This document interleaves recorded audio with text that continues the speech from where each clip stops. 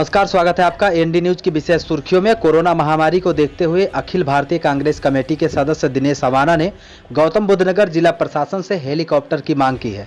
दिनेश अवाना ने कहा है कि इस हेलीकॉप्टर से नोएडा शहर को सैनिटाइज करने का काम किया जाएगा, जिसका खर्च कांग्रेस नेता दिनेश अवाना स्वयं उठाएंगे। आपको बता दें कि दिनेश अवाना ने पूरे कोरोना काल में मास्क, सैनिटाइजर व सूखा राशन लोगों में वितरित करने का काम किया है। अब उन्होंने शहर को सैनिटाइज करने के लिए अपने निजी खर्च पर हेलीकॉप्टर की मांग की है।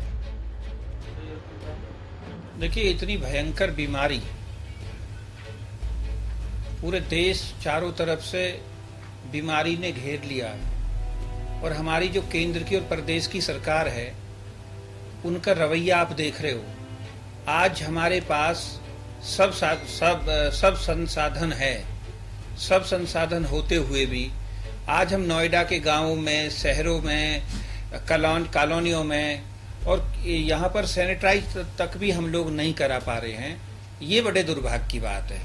नोएडा प्राधिकरण के पास इतनी कमाई है, उत्तर प्रदेश में सबसे ज्यादा राजस्व देने वाला जिला है गौतम बुद्ध नगर और नोएडा शहर सबसे ज्यादा राजस्व देता है, लेकिन प्रदेश सरकार बिल्कुल पता नहीं किस तरीके से गूंगी बहरी बनी बैठी है।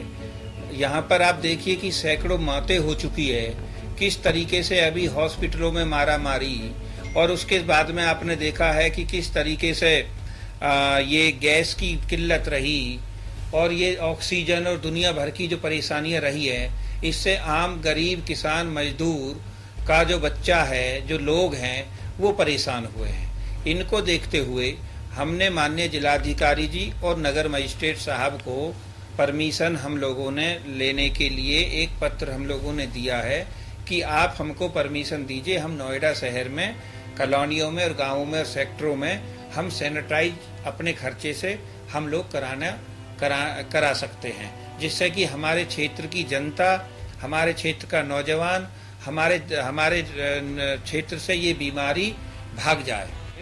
कौन प्रशंसा कर रहे हैं? हम तो अभी निकल के आए हैं और 1 महीने से जो है क्षेत्र में ही लगे हुए हैं, तो हमको तो कोई ऐसा प्रशंसक वाला मिला नहीं है कि जो खुश हो कि भाई बहुत कुछ हो गया, बीमारी नहीं है, दवाओं पे ब्लैक ना हो, हॉस्पिटलों की मनमानी ना हो, अधिकारियों की मनमानी ना हो, किसान तराही ना कर रहा हो, युवा परेशान ना हो, मजदूर पलायन ना कर रहा हो। हमको तो सब परेशान ही दिखाई दे रहे हैं। ये अच्छी बात है, आप 38 से 3 पे ले आए। हम तो कहते हैं कि 0 पे होना चाहिए और हमारा शहर सुंदर होना चाहिए, कोई बीमारी नहीं होनी चाहिए। हमारे पास सब संसाधन हैं, आज हमारे पास जहाज हैं, हेलीकॉप्टर हैं, सब हैं। हम लगा करके सैनिटाइज करा सकते हैं, दवा मंगा सकते हैं, कुछ भी करा सकते हैं। जो बहुत ज्यादा बीमार है उसको हेलीकॉप्टर जहाज से ले जाकर के अच्छी हॉस्पिटल में जाकर के भर्ती करा सकते हैं। लेकिन ये हो तो नहीं रहा। कहीं सरकार कह रही है कि हम सब कुछ कर रहे हैं। अरे भैया, उन लोगों से पूछो ना जिसकी माँ खत्म होगी, जिसका जुआन भाई खत्म हो गया, जिस बहन का भाई खत्म हो गया, जिस माँ का बेटा खत्म हो गया, उनसे जाके पूछो ना इस बीमारी में कितने लोगों ने अपने घर परिवार के लोग खोए हैं, लोग परेशान हैं। भैया, ये तानाशाही सरकार है। देश की आजादी से और आज तक कहीं किसान अगर 6 महीने हो गए हैं इस आंदोलन को बैठे हुए, उन किसान भाइयों को 6 महीने हो गए हैं जो पूरे देश के कोने कोने से किसान आकर दिल्ली के बॉर्डरों पर बैठा है, प्रधानमंत्री जी के घर जाना चाहता है, उनसे वार्ता करना चाहता है, उनसे बात करना चाहता है, लेकिन वो है कि उन्होंने अपने घर के दरवाजे बंद कर दिए हैं, फोर्स लगा रखी है। बड़े दुर्भाग्य की बात है कि कटीले तार भी लगाए गए हैं। किसान अगर आपसे मिलना चाहता है तो क्यों नहीं मिलना चाहते आप? सरकार क्यों नहीं मिलना चाहती? सरकार किसानों की हितैषी है या उद्योगपतियों की हितैषी है? सरकार किसानों को क्यों बेचना चाहती है? 6 महीना हो गए हैं, किसान अपने घर परिवार को सबको छोड़कर बैठे हैं। बड़े दुर्भाग्य की बात है। मैं तो बधाई देता हूं उन किसान भाइयों को जो अपनी जमीन और अपनी माँ के लिए जो वहां पर बैठे संघर्ष कर रहे हैं। सरकार को देखना चाहिए, इस तरीके की तानाशाही इस देश में नहीं चलेगी। क्या गांधी जी ने यही सपना देखा था? क्या बाबा भीमराव अंबेडकर जी ने यही सपना देखा था? क्या इन देश के जो हजारों लाखों लोगों ने बलिदान दिया था देश की आजादी को अंग्रेजों से मुक्त कराने के लिए, क्या यही सपना था कि देश का किसान परेशान होगा और ये जो लोग बैठे हैं केंद्र में सरकार में, ये उनकी सुनेंगे नहीं? मजदूर की सुनने वाले नहीं। किसान तो बात करने को बैठे हैं ना, कहां जाके बात करे किसान? ये एक कॉल की दूरी, हम 500 कॉल मिला रहे हैं, बताओ कहां है? क्या आप समझ रहे हो कि ये संभव है? प्रधानमंत्री जी से एक कॉल पे जाके आप मिल लोगे? किसान जाके मिल लेगा? प्रधानमंत्री जी कॉल का इंतजार क्यों कर रहे हैं? उनको नहीं पता कि लाखों हजारों दिल्ली के बॉर्डर चारों तरफ से घेर करके किसान बैठे हुए हैं। 2022 चुनाव भी आ रहा है विधानसभा का उत्तर प्रदेश में, इस पे क्या इस काम कोरोना वायरस को लेके और किसान आंदोलन करने से कुछ प्रभाव पड़ेगा? देखिए, कुछ नहीं, ये बहुत ज्यादा प्रभाव पड़ेंगे।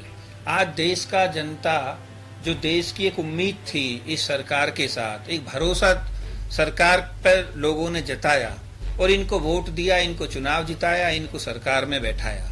आज इस सरकार के लोगों ने किसानों का, मजदूरों का भरोसा तोड़ दिया है और मुझे लगता है कि आने वाले समय में, और सबसे बड़ी बात, जो ये किसान बैठे हैं, ये कोरोना जो महामारी चल रही है, भाई दूसरे देशों में तो ये बीमारी लगभग बहुत कम होती जा रही है। हम अपने देश में वैक्सीन मुहैया नहीं करा पा रहे हैं, लेकिन विदेशों को वैक्सीन हमारे यहाँ से भेजी जा रही है। ये दुर्भाग्य की बात है। इसको आने वाले टाइम में देश की जनता देख रही है और मुझे लगता है कि आने वाले चुनावों में इसका बहुत ज्यादा असर पड़ने वाला है, क्योंकि हर व्यक्ति परेशान है। प्रधानमंत्री सबका साथ सबका विकास, किसका साथ? दो लोगों का साथ, अडानी और अंबानी का ही तो साथ है। अडानी और अंबानी का ही तो विकास है। बताओ कौन सा इस देश में किसान है जिसका विकास हुआ है? कौन सा ऐसा किसान का बेटा है जिसका विकास हुआ है? कौन सा ऐसा मजदूर है जिसका विकास हुआ है? गरीब का कौन सा विकास हुआ है?